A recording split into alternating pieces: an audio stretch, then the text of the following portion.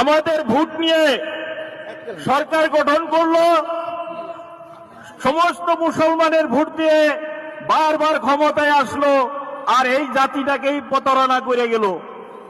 আপনারা জানেন এই কংগ্রেস সরকার আজকে বড় বড় নেতা কতগুলো বার হয়েছে, 10টা হোক 11টাই হোক, আমি তো চ্যালেঞ্জ দিয়ে কইতে পারি যারা কংগ্রেসের দাবিদার কারোর বাপের বেটার হিম্মত নাই যে জাতির হয়ে অ্যাসেম্বলিতে একটা কথা বলবো, কারোর হিম্মত নাই। 1 জন 2 জন 11 জন জি কয়জন আছে, কারোর হিম্মত নাই। যদি হিম্মত থাকে আমার সামনে আসতে পারে, আমি তো উনাদের মোকাবিলা করব, তারপরে অ্যাসেম্বলিতে কেমনে কথা কব সেটা আমার কাছে শুনে যাইতে লাগবো।